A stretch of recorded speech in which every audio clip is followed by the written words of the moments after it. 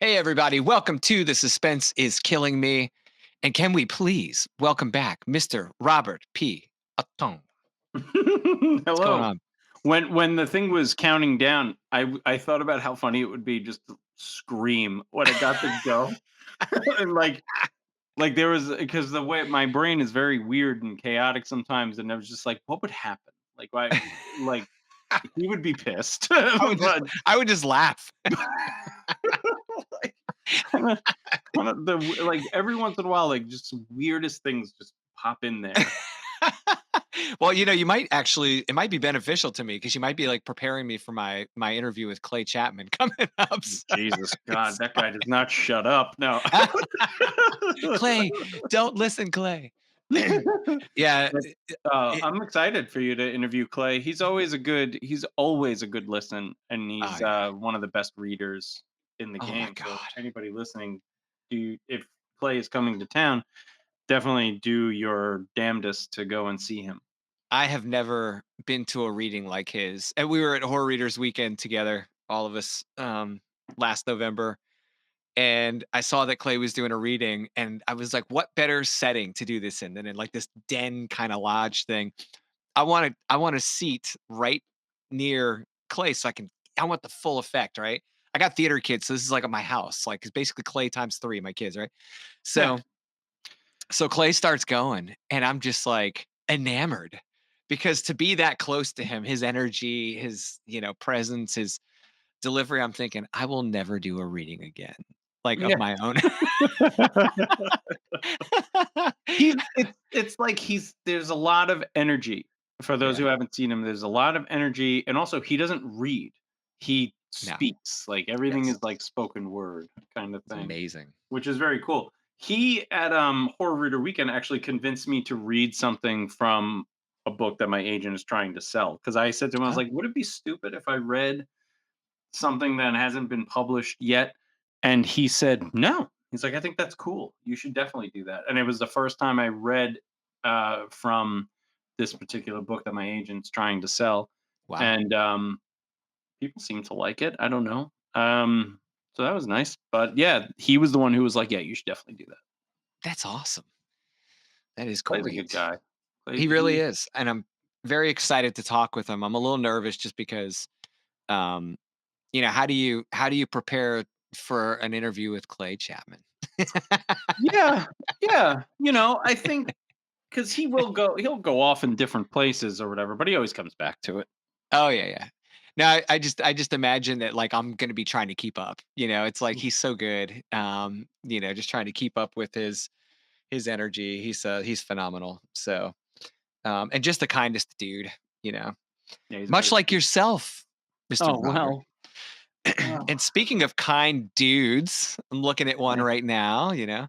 So, can we talk about this book today? Oh, that's a Bigfoot book. Yeah, Yeah.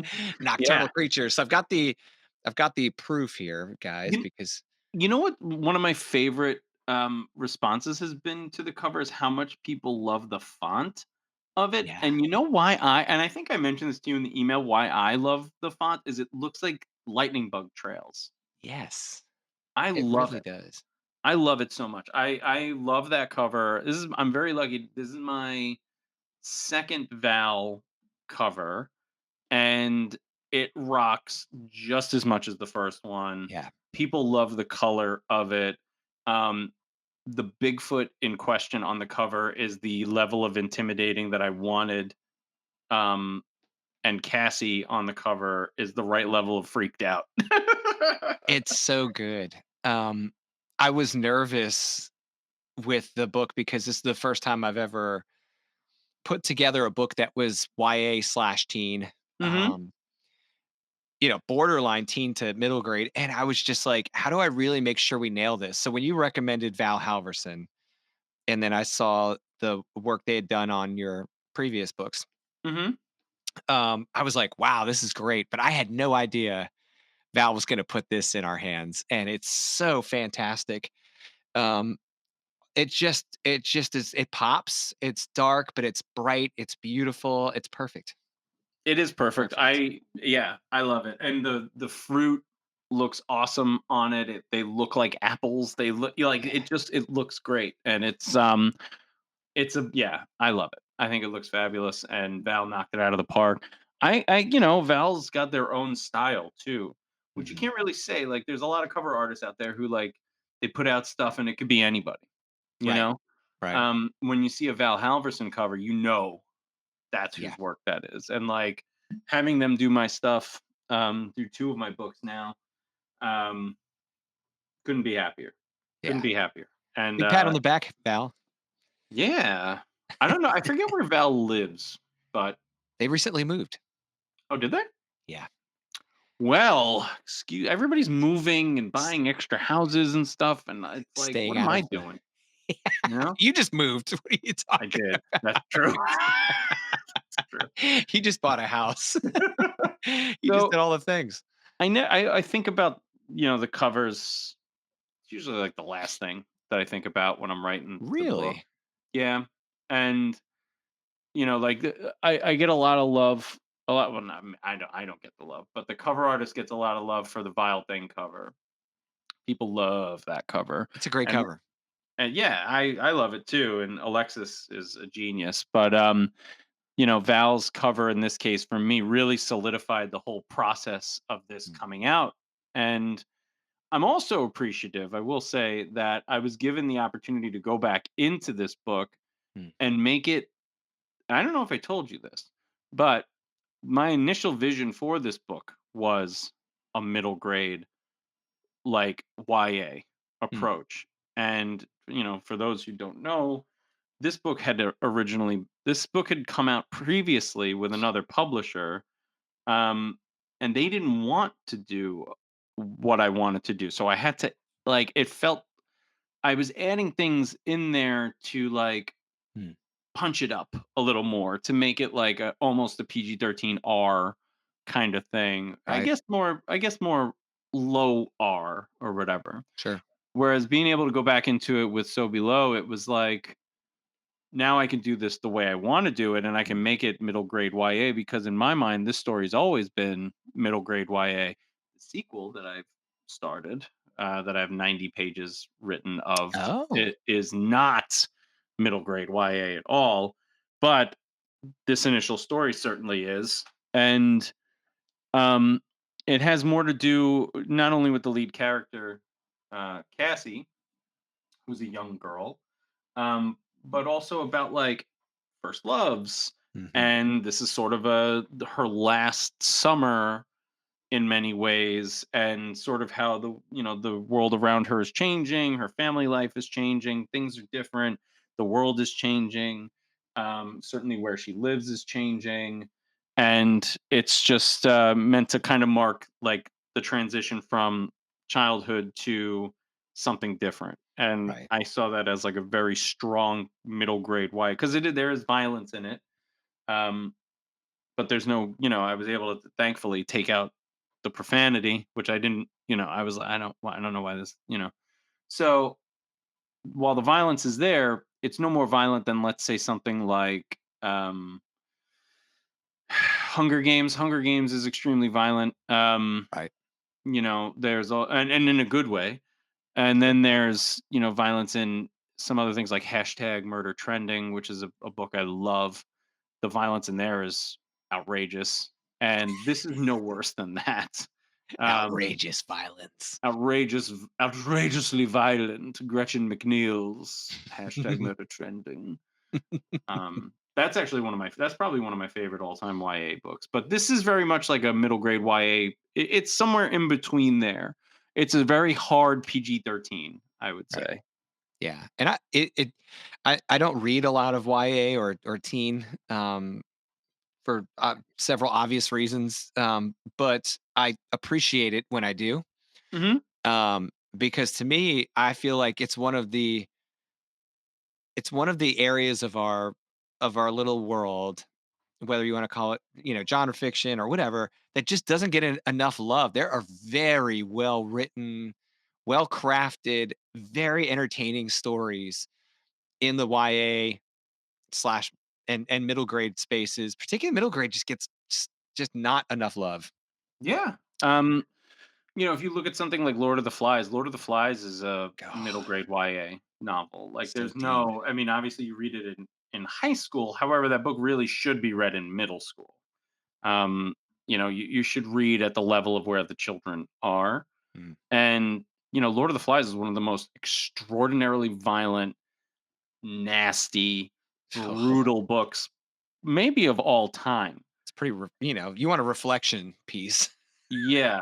on Yeah. society and When I taught tribalism it, and I did it through the lens of Greek culture, like in college, mm, like fraternities and stuff like that. I use oh, that as like and also like the idea of like masculinity, like what is it to be masculine and stuff like that. mm, And so it's always like I always think of that, and then you think of Hunger Games, which is similar, and Hunger Games is very firmly YA. mm, However, there's really no cursing in Hunger Games, so Hunger Games could also very easily be middle grade. It's just right. violence. That's really the only, pervasive thing in there. Right. But yeah, so it's not. There's nothing. There's no. Middle grade. There's rules. YA. There's really no rules. Mm. Um, and this is it in terms of like following the rules. This is middle grade. However, the violence I think pushes it into YA territory a little bit more than your traditional middle grade book. Now, my first exposure to your discussions and thoughts on this topic actually happened at StokerCon in Pittsburgh. What was that, 23? Yeah, You hosted a panel. Um, I mean, specifically about this topic. yeah, with Ali Melanenko, Laura Senf, Darcy one of the Coates. librarians, I believe, from the Yep. University of Pittsburgh. That was and Darcy. Darcy Coates. I was like, what? What's funny about that is I had met Darcy right before that panel. I was in the vendor space, the exhibitor Yeah. space, and I think I was talking to Christoph at Clash. Oh, nice. Yeah. And I look over and Darcy Coates is just standing there looking at a book, you know, and I'm like, that's Darcy Coates. Yeah. And so, of course, in true fashion, I turn around, I'm like, "You're Darcy Coates." And she's like, She's like, "Oh, "Yes, yeah. Oh, yes, I am. I'm also yes, thick as hi." hell." Yeah, Yeah, her yeah, voice yeah. is shot from talking to everyone for like 2 months because 'cause she'd been on a tour. I was giving her cough drops that whole panel. Oh my gosh, man, she poor thing. She'd been through it, to get all the way to that part of the country. Yeah. So, it's just fascinating to have a good conversation with her, quasi private because there weren't a lot of people around, and she was just so genuinely her. I was very impressed. I was like, wow, she's exactly who she portrays. Who Yeah. you see. I hate to use the word portrays because it makes it sound like it's a show, but she's exactly, that nice, kind, open, easy to talk to person. And she and I nerded out on a couple of character selections she had in one of her series.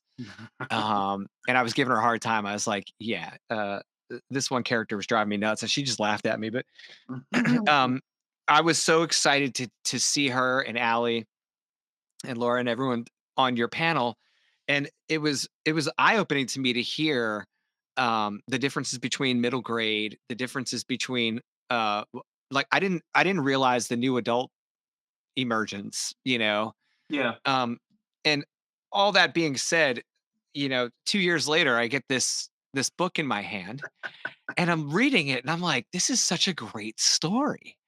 And Thank you. this just it pulls everything that you talked about on that panel and everything that I had learned about, this corner of the market all into one really good story.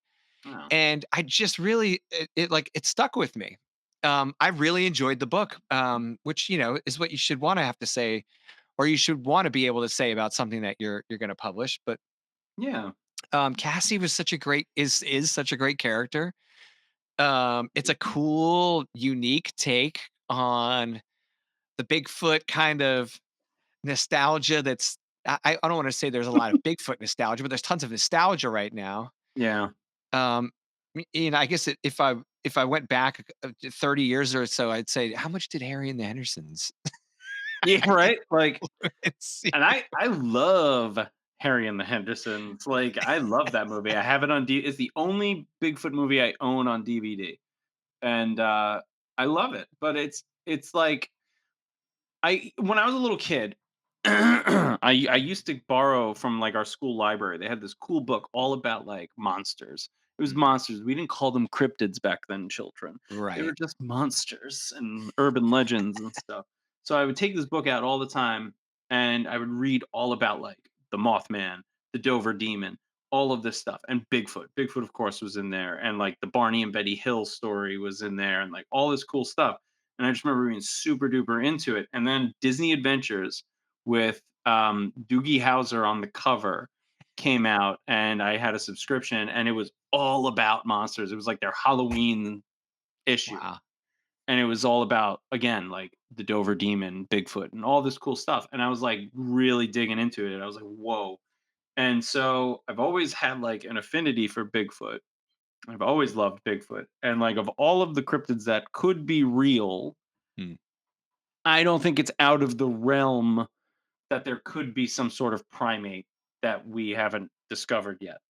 That's perhaps a little closer to us than to chimpanzee or whatever you want to say. yeah. Like, do I go out looking for Bigfoot or anything? No, I never have. If I saw one, I'd probably have a heart attack. I'd probably poop myself, have a heart attack, and be dead. But like, it's just such a cool idea. Like the world is boring. You know what I mean? Like Mm, to not think maybe there's some magic in the world mm. is horrible. So like I would like to think that maybe Bigfoot's real. My wife loves making fun of me with how much I think Bigfoot is possibly real. Um when we moved to where we moved, I was like, maybe Bigfoot will come into our yard. And she's like, you are the dumbest person I've ever met. But and like I just I there's I have so like I do have like some nostalgia for Bigfoot. I remember going to Florida with my family, and there was like this weird roadside museum that we went to, and they had like a statue of the Florida skunk ape, which was Bigfoot. Wow. And I remember, and it had like a stink to it. They were like, yeah, the room Skunk smells ape? like how they're supposed to smell, kind of thing. Okay. And I just remember that so vividly and being like, oh my God, that's so cool. And just like I like the idea of these things being just creatures. Like, I don't think that there's anything specifically magical Right. about them. I know some people are like, well, they're the Nephilim. And it's like, well, that's crazy. But I think, like, animals have abilities that we don't have, whether it's like senses that we don't have, whether it's the ability to see color spectrum a way that we don't, whatever. I was thinking about that when I was writing this book because, like, the Bigfoot or Sasquatch, whatever you want to call them, in the book seem to have some kind of ability that if they were real, it makes sense that they would have these abilities to keep them safe. An evolutionary trait, like we are the dominant species on the planet, human beings, right? Like we are able to do things other creatures can't do. We have opposable thumbs. We have the ability to speak and vocalize and do things like that. And we have, the ability to rationalize and reason and whatever, and plan and all of this, mathematics and whatnot that other creatures perhaps don't have, or they have a different form of that. So, like, when I was writing the family of Bigfoot, I gave them all like a little something that they, works for them, whether it's strength, whether it's the ability to vocalize powerfully, whether it's incredible dexterity or whatever you want to say. So, I talked about the book one time, and like the person that I was talking about, it was like, oh, they're like the X-Men, like they all have Ah, something, but they don't have everything. yeah. And I was like, that's kind of a cool way to think of the Bigfoot family Yeah. in this. And I love the setting. Like I love the upstate New York. There are a lot of Bigfoot things that happen up here. You just don't hear about them as much. The Pacific Northwest has the market cornered on Bigfoot, it seems. But No, you did. They do. They apparently are everywhere if you look hard enough, or not look at all, because that's when they come out. It seems when you're not looking for them. I don't know. Now, see, I Could you listen to imagine? a lot of podcasts about this I'm stuff. just imagining like Bigfoot in Wisconsin. Yeah, I mean, You know? like I think about, like, every once in a while I'll do like a little thought experiment with myself, like, well, if they do exist, why haven't we found one? And it's like, well, they're transient. Like, maybe they travel, like, maybe they go to different places, maybe they eat their dead. Like, it's just easy to kind of fall down that, like, rabbit hole of, like, well, why don't we have one yet? Right. And that might give you an idea as to what the sequel book um, deals with Gotcha. a little bit. But Oh, a little foreshadow there. yeah, but this book is fun for me because, like, I have a lot of really good memories of writing it, and I have a lot of Mm. good memories of editing it and working with you guys. Like, it's been nothing but positive. But, Ah, like, it's also just like, it's fun to live in this world because I wanted to write something set in during the original Gulf War in the mm. 90s. Um, What inspired that though? Like what yeah. inspired you to write during that time period? I wanted to take cell phones out of the equation, number one. And I was also thinking about, like, I haven't read really anything that took place at that time. So I wanted Mm. to write what I hadn't read yet. Okay. And I just have a lot of love for the 90s. Like, I know Yeah. everybody's basement gets flooded for the 80s. And it's like, all right, like, cool, good music, sure. But, Yeah. like, the 80s kind of were not that great. They certainly didn't look like Stranger Things children. That's not what the 80s looked like. It's cool that kids were on bikes and stuff, but it wasn't cool to dress as Ghostbusters at any point in the 80s. Um, but, like, the 90s were just as cool. Like, the 90s were just Yeah. as fun, just as good music, the grunge era music Oh my alone, god. Yeah. Oasis, stuff like that. And so I put together actually a soundtrack for this book as well. And it's one of my favorite soundtracks I've ever put together because it's just all banger after banger of, like, like, underrated 90s songs. Like, the Oh, biggest song on the playlist is Losing My Religion by REM. oh, such a And good song. and it's a great song, and it's a great song, it's a great video, but that's the biggest one. Like, all the other ones are kinda like, I have, like, Sinead O'Connor's, The Emperor's New Clothes, which is my favorite Sinead O'Connor song.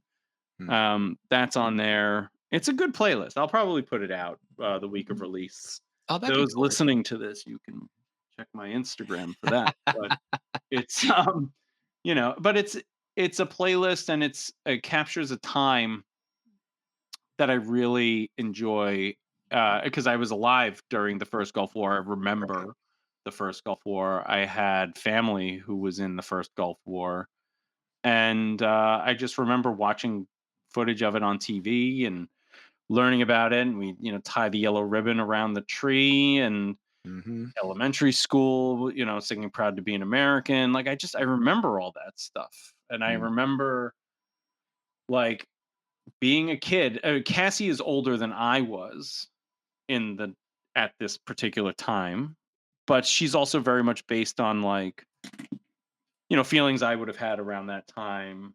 And, she's based on my wife in a lot of ways also. I was So gonna I want ask where she came from, you know? Yeah, yeah. So, yeah, she's very based on my wife because I love my wife so much, and I wanted to have a character that was, like, badass in the way that she's badass. And I really, I don't, maybe it's corny, but I really like writing strong women. Mhm. Yeah. I don't know. Like, I'm a huge fan of women who kick ass. Yeah. And, like, Cassie's a kid, but she's awesome. Yeah. I'm very lucky that I teach some young women who are, like, badass and cool and, like, good for you, girl. Like, pop off, queen. The future's female. But, like, like, I just enjoy strong women stories. And it's not like, it's not a case of, like, oh, I don't want to write men or anything like that, or like, I'm ashamed of my gender, and thus I'm not going Right. to write anything about a man. It's just not the case. It's just I find it interesting. Like Sleepy Hollow Gang has a male protagonist, and he's around the same age as Cassie. And I loved writing him. Um, but I really loved writing Cassie, and I loved writing her family because she's Italian. Her dad is like us, sir. Related to somebody right off the boat Yep. Yep. from Italy. And I also the number one thing that I really love about this story, I'm not kind of going all over the place, I guess, but like Yeah. I love that it's an immigrant story Yeah. also. On Um, multiple fronts. yeah, Yeah. yeah. Um, I'm a big believer in like America is for immigrants. Like that's what this country is for. Right. Um, whether other people may not believe in this, I fine, but like that's what this country is. Like that's what it was founded to be. So Well, like, especially coming from the New York City area where Ellis yeah, Island, yeah, I mean, not just our own like family. So to give you a little bit of like contrast on this, but it falls right in line with this point. Is like my wife is from Virginia. Her family are Jamestown settlers. see, that's cool. I'm That's like, interesting. it's funny to me though, because like when I was growing up, we fit the traditional Italian immigrant model of like came through Ellis Island, Yep. the whole deal, World War One shook Yeah. things up a little bit and got some more people over and all the things, the political unrest in Europe in the late 1800s, was the first wave or whatever. It's like, that's part of our story. It's part of America's story. Hers is just older. She's, Absolutely. Yeah, you because know, the only native people were the Native Americans. that's right. And So but here's the crazy part. It's like that is all immigration. absolutely. Under any premise and the days of like being able to show up at Ellis Island and be like, "Hey, welcome. Yep. Put your name on this registry. Here's some information about how to get some resources. Yep. Follow that gentleman there." Yep. What's wrong with that? There's I dude, you're preaching to the choir, man. Like I have cried thinking about the immigrant experience in this country now. Yeah, I teach a lot of kids whose families come up through the Darien Gap, and I know some tough hombres, right? Like I've Right. got friends in the Air Force. My One of my best friends is a recruiter for the air rescue guys, and I have family who are in the military and stuff like that. But you know what, man? The Darien Gap, I feel like, is the great equalizer between the toughest guys on the planet and a mom carrying a baby on her back. Yeah. You know, um, it is, and for those who don't know, the Darien Gap is what a lot of individuals who are coming to America have to cross through in order to get here from Central and South America and parts south. And it's nightmare stuff. It is true, legitimate nightmare stuff. Um, Yeah. so I have a lot of love for like, I when I wrote this book, I was living on Long Island, and I had a lot of students who were El Salvadoran, and that's why Darwin and his mom are from El Salvador. And also, it kind of coincides with one of the El Salvadoran civil wars that had happened at the time. I remember I went to high school with a kid whose dad had the necklace that I described Darwin as wearing. Ah, Yeah, his dad was a freedom fighter in El nice. Salvador, and his mom was also badass. So dad was not in the picture because he had died, and then mom was able to come here with him. Rich was his name, but I just have a tremendous admiration for people who come here, you know, believing that like they can have a better life, Mm. because we should Yeah. do everything we can to provide a better life for people who come here. And that's why why I like this book so much, because it's an immigrant story for, Cassie's dad, who was able to come here and he was able to open a business and start a business. He fell in love. He has a beautiful family, and then it's also an immigrant story for Darwin and his mom, um, who came here from El Salvador. There's Mhm. even Native American representation in this book. There's an Algonquin Native American in this. And whenever I write, I think about like I want people to see themselves wherever they can. Mm. It's less about like, and I used to get in trouble for this when I was in college with like writing because I wouldn't describe like anybody's race or anything like Oh, that. And I just didn't think it was a big deal. I didn't think it was important. And yeah.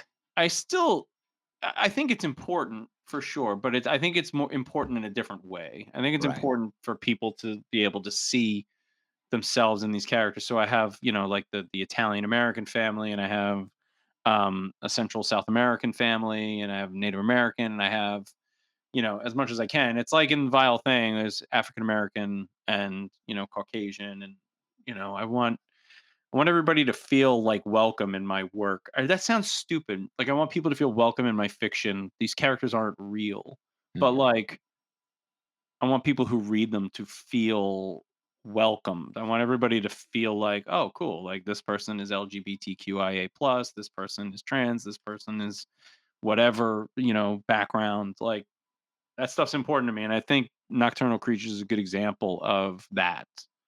Yeah, it really is. I mean, and you even went as far as to not make the Italian guy the mechanic. Mhm. Yeah, true. I it's funny, like, I love Soft mechanical target. s Yeah. I love mechanical stuff, and, like, I love learning about cars and stuff like that. I can't do it. Like, I don't have Right. the mind for it, but I find it interesting. So, Well, Darwin's mom, she's thank pretty God. good. She can She's flip a awesome. wrench. Yeah. She is so badass. She I love reminded me of, Ripley. Yeah. Yeah, she's in my mind. 'Cause that's funny that you say that. Because like, in my mind, I was sort of picturing this as, like, if the sequel is this, then this is Alien. Like, in my mind, I was picturing Alien as, like, the closest approximation to what this Oh, look book at that. is, only with a kid in the lead. And so, yeah, like Azura, Yeah. I think the mon God, Yeah. I feel bad. I Yep. never remember my characters' names. Yeah, yeah. Um, but You got it. she's, yeah, very much inspired by Ripley and, Vasquez and stuff like that. Just And how long strong ago women. did you write this? I wrote this, I would have written this right after I wrote The Vile Thing, so Oh, it would have been 2021? wow. 2021. Yeah. 2021, 2022, around there. It was not long after The Triangle came out. Mm, Triangle came out, and then that publisher asked me if I wanted to write a creature feature, is how they pitched it to me. And I gotcha. said, "Sure." And then they said no to it being a middle grade YA book. Yeah, yeah. And here we are. Yeah, no, yeah, thank God. And, Yeah. yeah, so So there's a couple things in the book that I don't read a lot of cryptid horror. So for me, this was great because it was a bit of like a fresh departure from some of the real heavy kind of grief laden things that normally, force their way into my eyes. yeah, And it was a great palate cleanser in that regard. I was like, there's a good. bit of innocence here because of Cassie and Darwin, the young characters here. But mm, you do not end this story the way I expected a book written for younger people to end. Like, Mhm. if you don't think you're gonna find darkness or a sour turn in a book like this, you are sorely mistaken. Because at the end, I was like, I put the book down. And I said, "Damn!" I was like, "He really did that to us." I was very satisfied. The book. I don't want to make it sound like the book doesn't have a satisfying ending. It does, but I was like, "Wow, that went to a darker place than I think I was expecting for a little while there." Yeah, I see, certainly now with some of the students that I work with, like, their home lives and their worlds are not always the most positive. Um, uh, I would say largely they're very negative. Mm, And there's not a ton of hope for some of these. I have one student, I have never seen him smile, wow. not a single time.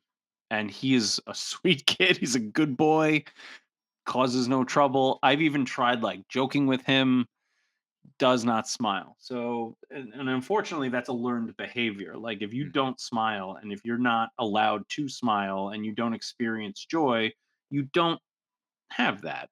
And Yeah. so I didn't want like a Stranger Thingsy. I feel like I'm making fun of Stranger Things a lot, but like I didn't want like a Stranger Thingsy kind of ending where it's like, well, everything's tied up in a bow because the bald girl came and did some magic woo woo shit, and everything's fine now. And it's like, do we always have to rely on the one person to save the day? Like, it's not how this works in reality. But yeah, so I didn't want everything to just be like perfect in the end. And the sequel does play with the ending a lot. It everything is built off that.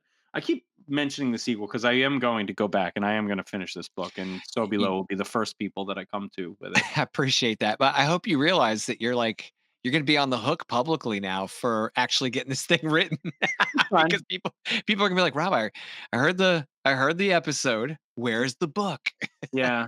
It's gonna so like this the ending here and everything leading up to the ending, I wanted a big so the original ending that I had for the Vile thing we created was going to be much smaller. And then I went bigger. And in this case, I wanted um exactly what I did. So like I went into this with like, this is how I want this to go. This is where I want this to go. This is where all these characters are going to end up in the end of this thing. And that's exactly what I want because things don't always work out perfectly. Right, They resolve, but they don't always go perfectly. right. And I think that's the case here. Like you can't, especially when you're a teenager, when you're a young kid, everything feels like the end of the world, no matter whether it is or isn't. And it's just chemistry, it's biology. Like you can't process everything perfectly. So I wanted that here.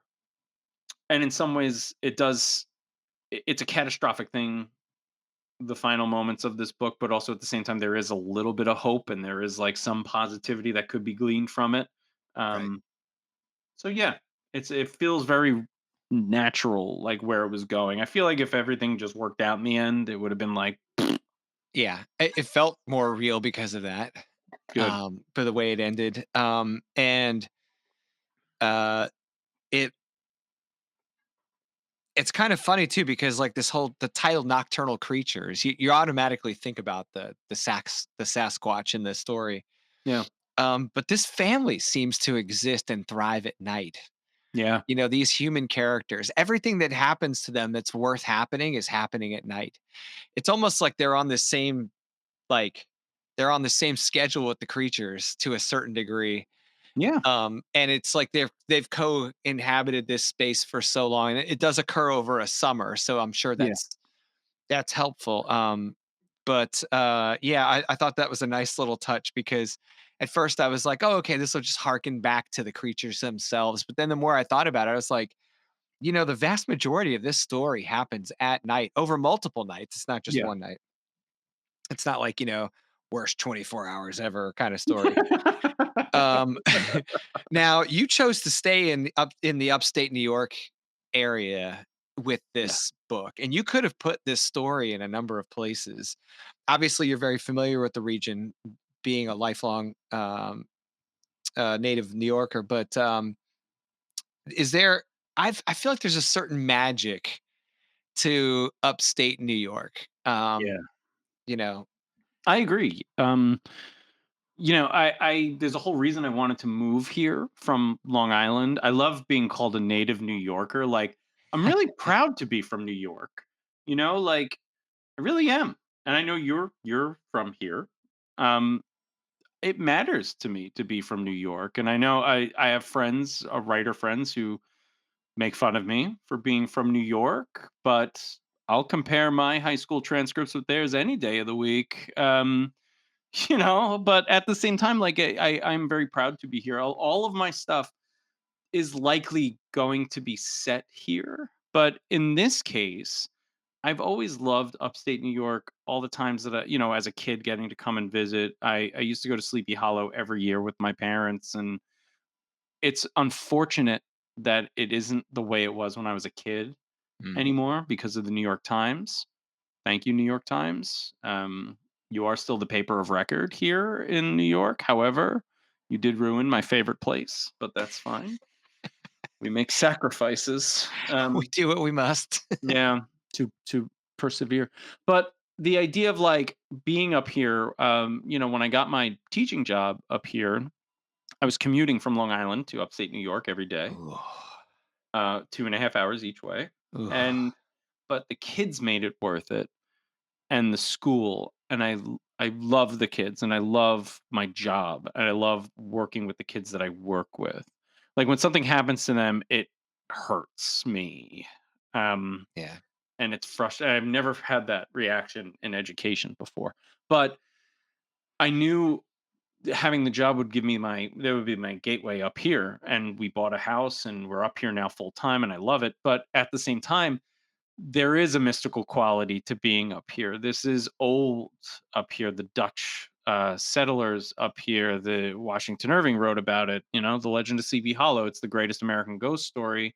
mm, It's set up here, fam. Like it, and there's a reason because there is like a beautiful kind of melancholy, listless sort of vibe in certain parts up here. Like in the town that I live, I'm in a rural area, and I'm on the outskirts of the town that I technically live in. So, and I'm mm, on a dead end, so it is very quiet here. It's very chill.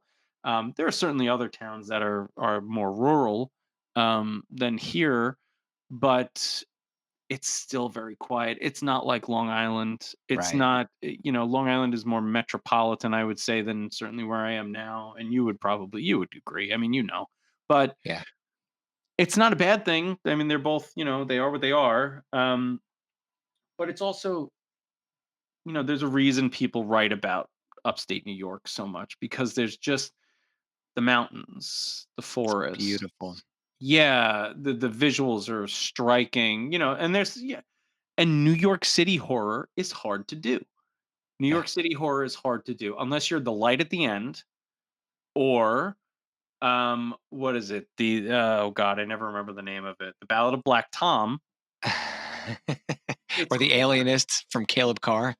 But you gotta Right. set he had to take New York back to, like, the early 1800s or whatever to do that, Yeah. gaslit lamp streets and Yeah, the gaslight the gaslit lamps and all yeah, that. And yeah, that's super cool. It's hard to do. Like it's hard to have a horror story in the city. Like Scream right. 6 is a good example of that would never happen.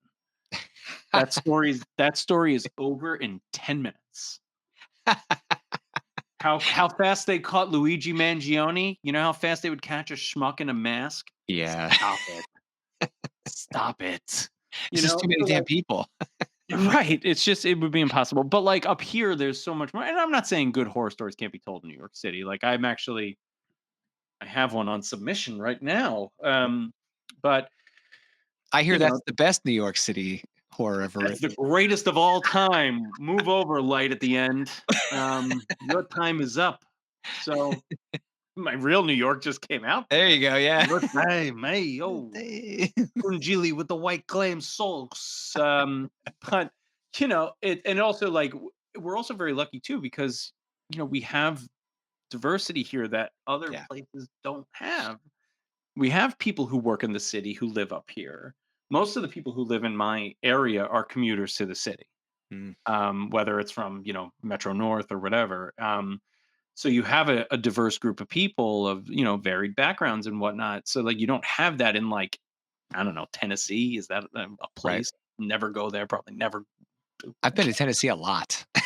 Really? Yeah, I know it's surprising, No, I mean, but business that's friends. yeah. I mean, you're Yeah, military, so like military yeah, dudes go all over the yeah, yeah, place. Like it's but yeah. what like I don't know anything. Chattanooga is that Tennessee? I've never been there, but I hear it's awesome, and, it's funny because I, like, see pictures of it, and I'm like, "I don't get it." I don't get it either. So I went to Louisville, Oh, Kentucky, yeah. and it was fine. It was Did Todd perfectly. Kiesling meet you there, or were Oh you on your God, own? that guy. Unless you're doing an event in his backyard, he's not going. But He or Laurel Hightower meet you there? oh yeah, Laurel Welcome was there, welcome to and Kentucky. Laurel's always a good time, and everybody that was there was a great time.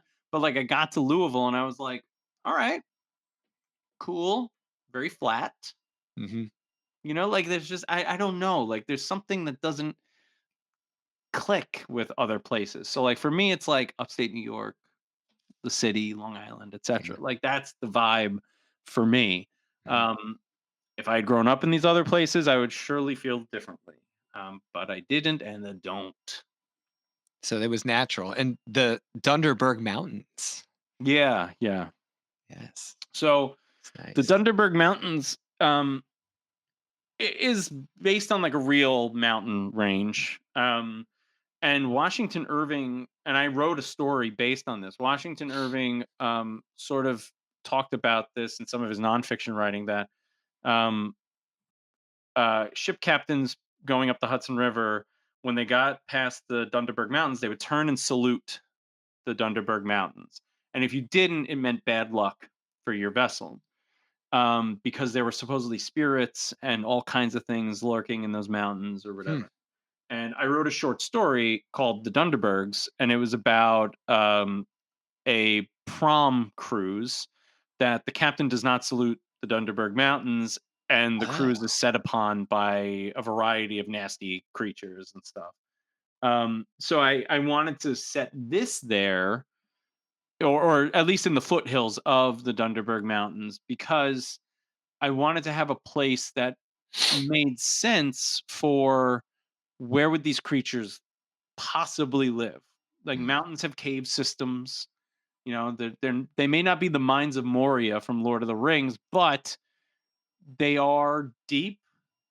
They stretch all throughout underground. If these things could plausibly live somewhere, in my mind, they would live in the mountains. And And there's like a human interaction with them too, because like yeah, they're kind of agitated by advancements by humans on their home. yeah, there's a little too much going on. It's like stirring up a hornet's nest is really the Mhm. best kind of way to think of it. Like you don't want to mess with something that could kill you. And unfortunately, in this case, man is doing what man does and going into places where they really have no business. And unfortunately, this family who live on an apple orchard at the foothills of these mountains have to deal with it during an unseasonably cold summer. Yes. Which I, truth be told, we had a pretty unseasonably cool summer last year, I thought. Yeah. Um, Yeah. I don't know. Maybe global warming is real. You better watch Crazy. your back, dude. If they come here, I would be so happy. If I died, that would be a bummer, but my wife would get the house. It's not my problem anymore. You know? But You'd be like on, what was that, Jack Black, The Pick of Destiny when he's tripping and he's like, "You're my baby Sash." That'd be you, dude. You'd be all like, that would be me. I'd be into it. Nothing would make me happier than to see. I've done a lot of weird stuff in this lifetime. There's two things I haven't done. One of them is seeing a Bigfoot, and I would love that. I would love that so much. It would make me so happy. Richard Dansky and Jeff Strand, they went Bigfoot hunting once "Did they?" together, and it's a very funny story. If anybody sees them at a Awesome. convention or just sees Dansky or just sees Jeff Strand, ask them to tell you about the time they went Bigfoot hunting. It is hysterical. Richard Dansky is a shockingly funny dude, considering how mild mannered he is. He is such a sweetheart. Ah, I'll have to try and hunt them down if they're at AuthorCon. I'm not sure if they'll be at AuthorCon, but, I if hope they they are, man. They if they are, usually are. yeah, I was gonna say, I think they were there last year, but, at least one of them was. But I'll have to hunt them down and ask them about that. They'll be like, "You what? Where did you And even tell them Otone told you to tell them. oat tone?" Um, okay, so I guess I had one question about this, which goes a little like a goes a layer deeper into like character development and things like that. But also as a reader, it was something that kind of stuck in my head a little bit as a challenge when writing something like this because we don't have uh, a lot of documented interactions with the intellectual level of a creature like this. It gives the author freedom, right? You could make them as smart as you want Hmm. in your story, and you chose to make them fairly intelligent creatures, they were pretty strategic. Yeah, yeah, Um, so what was that like for you? Did you feel like a responsibility to like handle them in a way because it kind of gives some respect to them that if you'd have just made them bumbling, aggressive, violent creatures would not have manifested with the reader, yeah. I think I think animals in general often are a lot smarter than we give them credit for. Um, and I think animals, when they're in packs, certainly there's like a level of communication and a level of like trust and understanding in one another Mm. that most humans in groups could never pull off. Yeah, So, like, I've seen my students try to work in groups. It's never pretty. Um, but and I've seen myself work with my coworkers, and it's never pretty, yeah, because I usually end up taking over. But at the same time, like, if these creatures are used to being together, if they are a pack, if they're a true pack, then they're going to be intelligent. And they're going to know what each one's strengths and weaknesses are. Distraction being one, pure physical strength being another, mm, experience, and whatever other kind of like woo woo ability you may bring to the table. But I thought of them a lot like a group of like what are the piranha, how mhm. they will all kind of go in as one, take care of something, and then get out. It's almost like like Kinda like a this Navy pack SEAL mentality. team. Yeah, Yeah, yeah, like pack, wolves or something like that. They go in, they get the job done, and then they're out before you even know they're there. Like if they do a good job, you have no clue if they were ever there. And the case with these Sasquatch, that is the case. There's different ages, there's different sizes. They are in many ways like representative of like actual animals being different sizes and different whatevers. yeah, Which I think, like, when people hear about, oh well, this Bigfoot was 9 feet tall. Oh well, this one was only 6 feet tall. Well, this thing can't be real if there's a difference in height. It's like, well, hang on. There are people that are 7 feet tall, and there's people who are 4'10". So, yeah, like, are you saying that those can't exist either? Like, that's not how this works. My mom's cats are very fat. My mother-in-law's cats are not. So, yeah, like, where's the in between? yeah, So yeah, I wanted them to be realistic, and I think a group of creatures surviving however long as they have without being noticed would have knowledge and abilities that of areas that we don't know. Like the deer that live in the woods around my house know the area better than I do. oh, yeah, It's just the way it is. And yeah, they may go across the road sometimes, and unfortunately they may get hit by a car, but that's not their fault. mm, So every once in a while, when these things do come into contact with humans, it's going to be messy.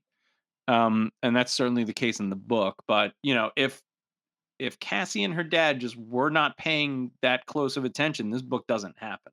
yeah, that's a good point, They may have never even discovered, what's around them, Yeah, who's yeah, around them. and Um, that like goes along with the point of like the strong female character, because you think of like Laurie Strode in Halloween, mm, that if she wasn't paying attention, if she didn't have her eyes open the whole time, she's dead, just mm, like her friends. But because she is paying attention, she's able to survive. And to a certain extent, I think you can make the DNA connection to Cassie. Like she's very closely paying attention. Not that other women in the story are not. It's just other characters put themselves perhaps closer in harm's way than she does. right, yeah. Um, I guess the last thing I'd ask is, who influenced were there other characters in the book that were influenced by people in your life? I mean, I always wonder about that when it comes to writing a book about youth. I always find myself, if I'm writing a story about youthful characters, I find I'm stacking characters around them that were similar to the characters I had around me growing up. Yeah, You know? yeah.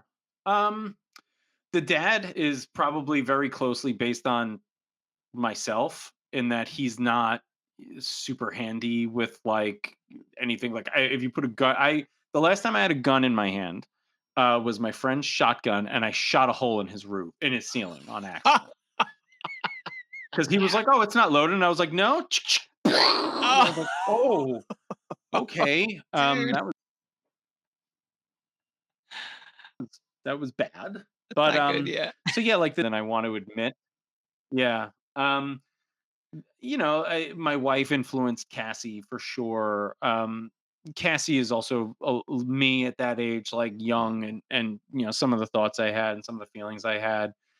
Darwin is kind of an amalgam of like students that I've had. Um, kids who missed home, kids who were brought here that were getting used to and trying to find their own kind of footing or mm, whatever. I just got a new kid in one of my classes, and he's from Haiti, and I could see yeah. him um, dealing with a lot of the things that like a lot of the students have. It's just so different. Everything's Yeah. just so different in the immigrant experience.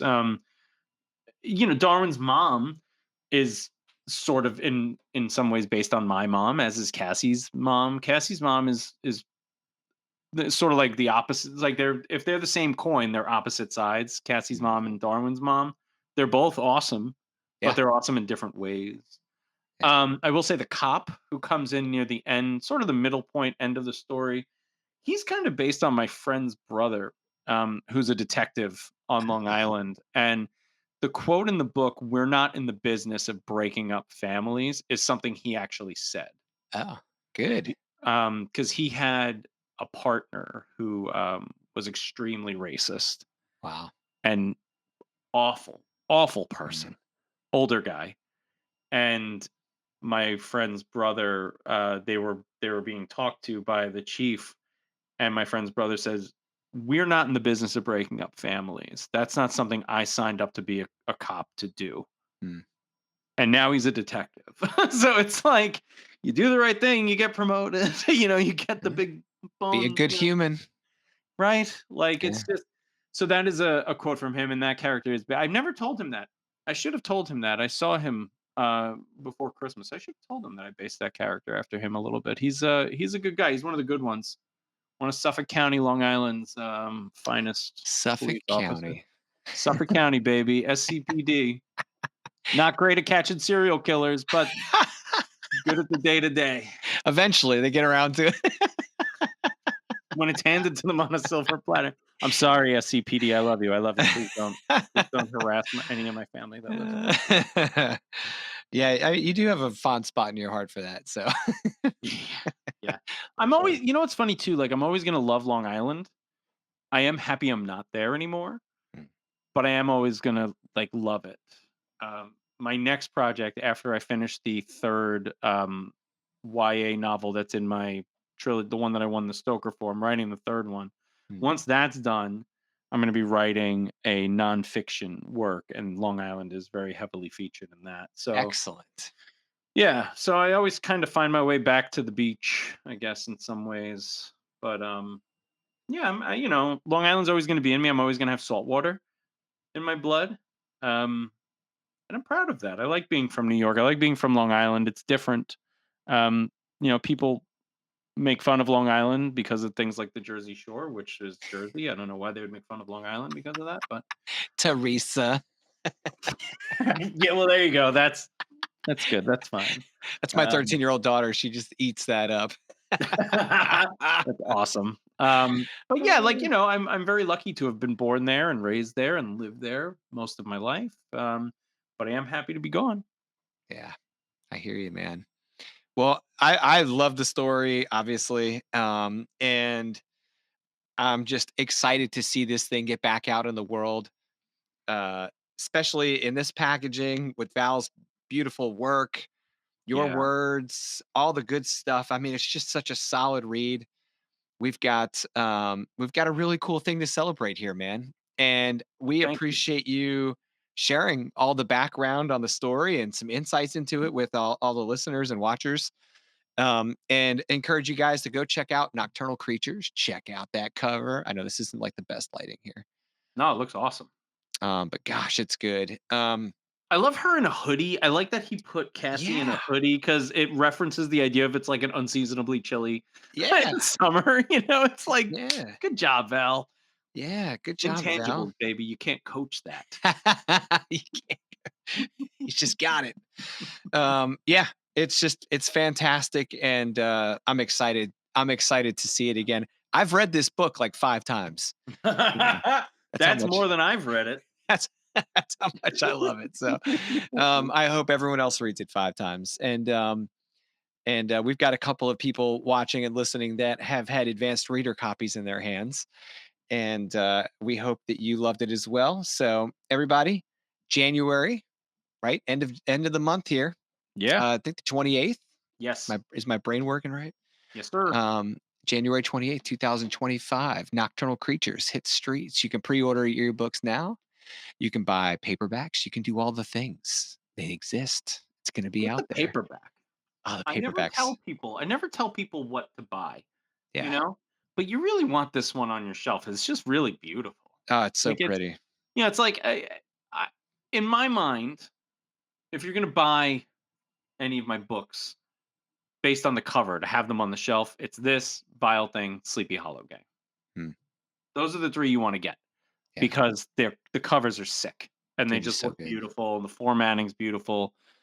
You want that, but I get it. Kiesling told me the other day, I read so much better on like an e-reader than I do in physical books, and I'm the total opposite. Hmm. I prefer a physical book. But I know that, it's hard. Like we only have so much room on our shelves. We only have so much physical space for things. So however you get it, get it. But if you're gonna listen to the author, get the physical book. Plus, if you ever see me, I could sign it for you. I can't sign your Kindle. That would be silly. I'm gonna get you to sign the back of my phone.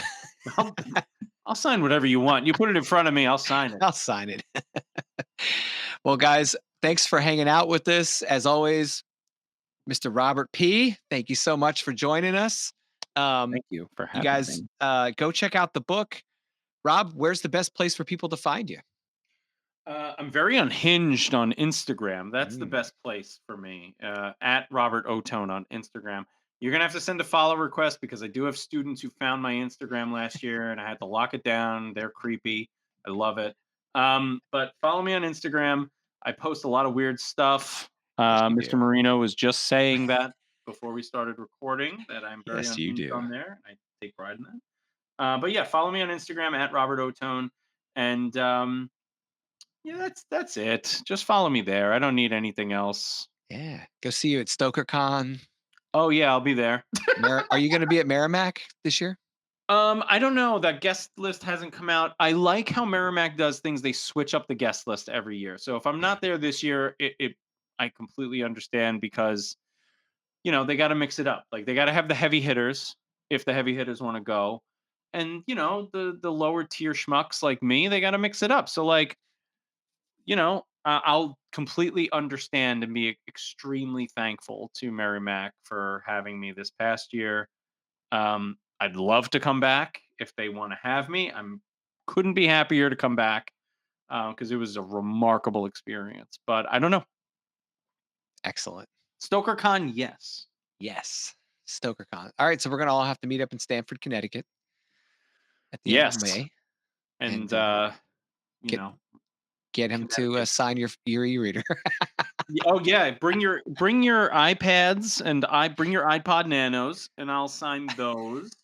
If you have an iPod Ninny, I said. Ninny is what I Ninny? said. iPod Mini, bring that and I'll sign it. If you have a Zune, if anybody's got a Zune, happy to sign that. I don't think I've Um, ever seen a Zune. oh, it's terrible. It was a Microsoft's version of the iPod. It was dog shit. Ugh. Ugh. Ugh. Where did this conversation go? I don't know. You do these things to me though. Like Sorry. now I'm gonna go look up a Zune. I'm gonna be like, my wife's gonna be like, "What are you doing?" I'm gonna be like, "I gotta You see know what where this you've thing seen a looks like." Zune? At the end of Guardians of the Galaxy 2. I don't know that That's I've seen that. it's the best one. I've been missing out. I gotta go. I gotta go Oh, check it good. out. Guardians 2 is so good. It's so touching. It makes me cry every time. If I watch it and I don't cry, am I gonna be can I make fun of you, or is that not a You thing? can make fun of me. Anybody can make fun of me all they want as long as you buy Nocturnal Creatures That's on January 28th. Physical format, digital format, whatever floats your boat, mama. that's right, mama. All right, man. Well, guys, we appreciate you hanging out with us. See you next week. Thanks, Rob. Goodbye. Bye.